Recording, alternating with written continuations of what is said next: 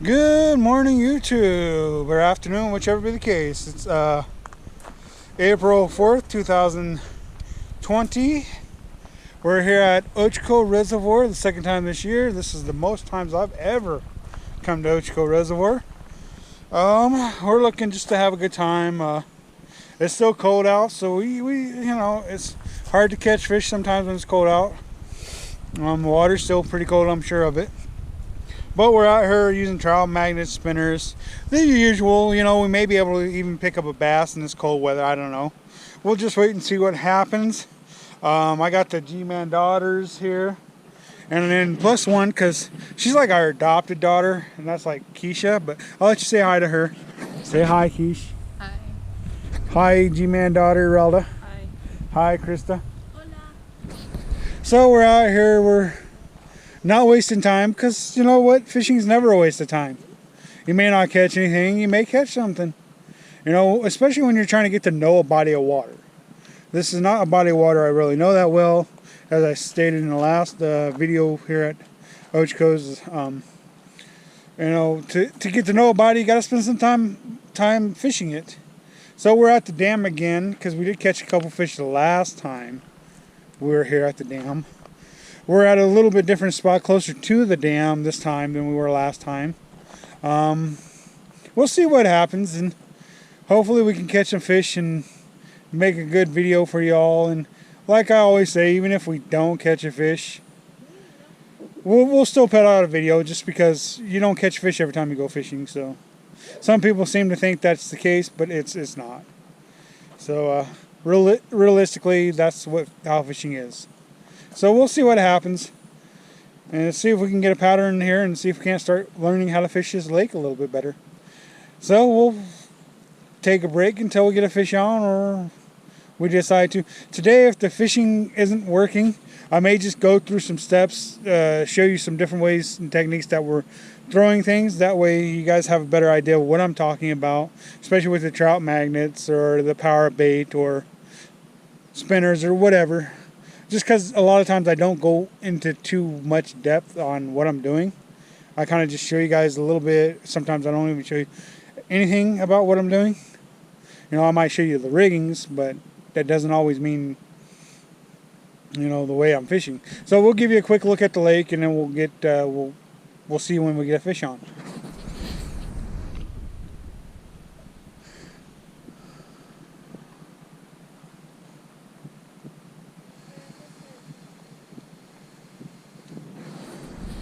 G-Man out.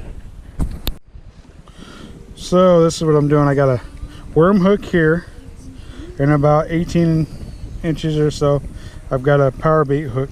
So the thing is you're going to throw it out there, put the worm on the bottom, drift the power bait up off the bottom. See, it's going to go like this, and then hopefully this power bait that's floating up in the water will attract some fish, and the worm will too. And that way you're using a double riggings trying to catch fish. What color power bait you want, bub? What do you got? Green and peach. Green. Green, all right. Green it is then. So we're gonna get some green power bait here, which popcorn flavor. It's supposed to be, or no, corn flavor. That's right, corn flavor. So we're gonna get some of that.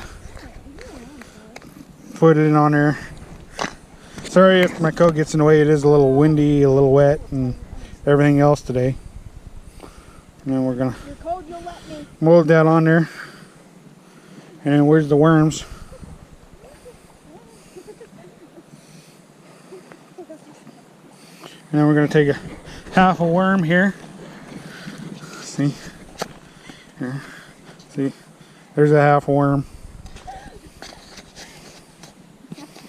And then we're going to put that on the worm hook. See how it's clipped off, so you know it's half a worm. And we're going to thread that on to the worm hook, just like this.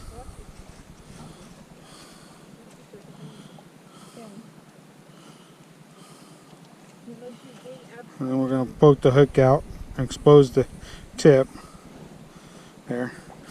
And then we got a barrel swivel. See? And then we got a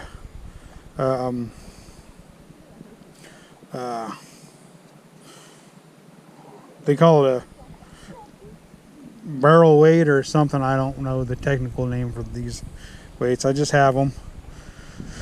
Okay, so then it's on the Shimano Corrado with the Kuma rod, and she likes using the Shimano and the pink pole, so we let her use it. You let me use it. Yeah. You and me. I don't know. She's giving me attitude. I don't know why. And we're gonna just throw it out there as far as we can. Did I? That's okay. And then let it sink to the bottom and drill it as tight as you can, and just let it sit there until fish wants to eat it. I don't know why I'm casting out her riggings. She should be casting it out herself. But yeah, she's kind of on an island there. And then I'll come over here, reel in mine and recast it. Because quite frankly, it's a slow day of fishing. It's windy, it's trying to rain. It's I'm using trout magnets, and when I reel it in, I kind of reel it in kind of slow and just kind of bounce that trout magnet and worm and pause it for a second and try and get a fish. So I'm gonna do the exact same thing. Put a trout magnet either on the bottom or on the top, or the worm on the bottom or the top, and use double riggings too. And I'm using a bobber because I'm trying to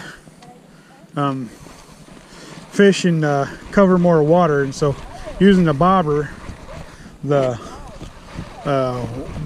bait and the trout magnet and everything keeps moving. See, I got an egg weight. That's what they're called, egg weight.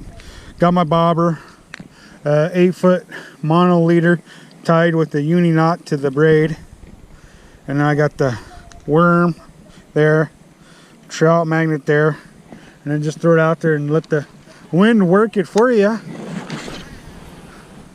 If I get too bored, then I just start working it myself. I'll cast, work it in, cast, work it in, cast, work it in, just like a regular lure, just to try to make things more productive. Don't always work, but sometimes it does. Sometimes that's the way they want it. So we'll just see what happens. So you guys should comment down below next time we should do a catch and cook, because I want to be the one to do it. I have guys to do it. Well, what if we catch a fish today? Can we cook it today? Depends on the fish. What kind of fish do you like to eat? None of them, but it sounds fun. But you want to do a catch and cook even though you don't like to eat fish? Exactly, kind sir. Gotcha. So comment if you want us to do a catch and cook with Krista, because we can do that.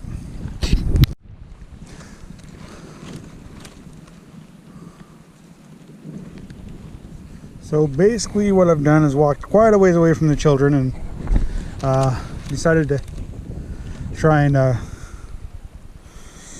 find some fish, but I haven't had no luck yet. So I'm going to start working my way towards where the children are, and I think my riggings is all jacked up because I don't want to float right. So, but still just using the same setup, a worm and trout magnet and below a float, fishing 8 feet deep. And so I decided to start working back towards the children, and just pretty much what I'm doing is just throwing it out there and balancing it.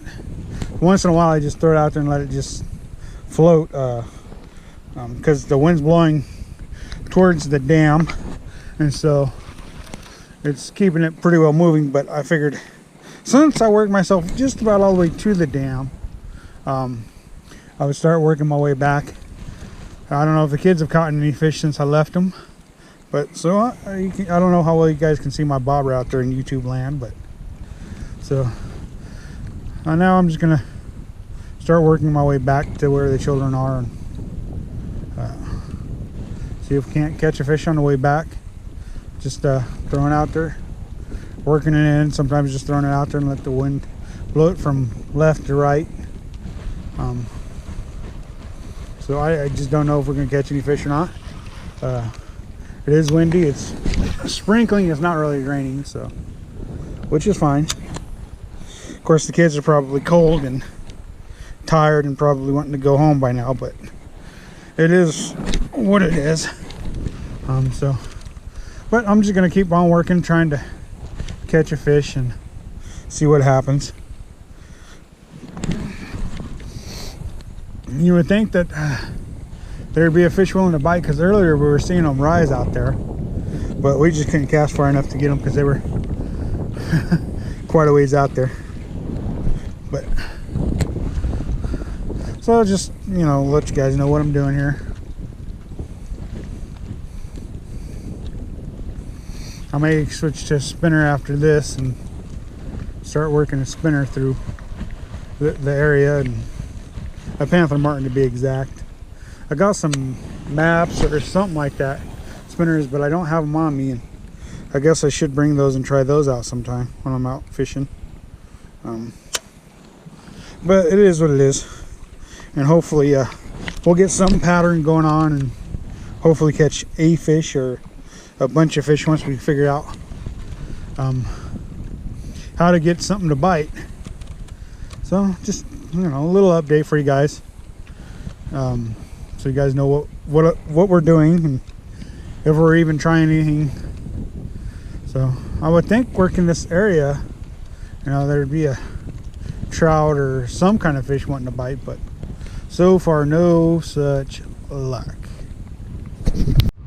Just a little update. Krista, her ankle. So we didn't catch no fish, but we missed a couple. And so we're gonna go and get her checked out, because we want to make sure that she's gonna be okay. So that ends this episode of G-Man Fishing. Too bad we didn't get the accident on camera. That would have gotten us a million views, I think, but it is what it is. So until next time, G-Man out. Hey, this is G-Man's daughter, Brella, the oldest, and this is just an update saying that Krista's okay. She just got a little sprain. I'm happy I have food. And we're just gonna go home now, and so most likely see you next fishing episode. Bye.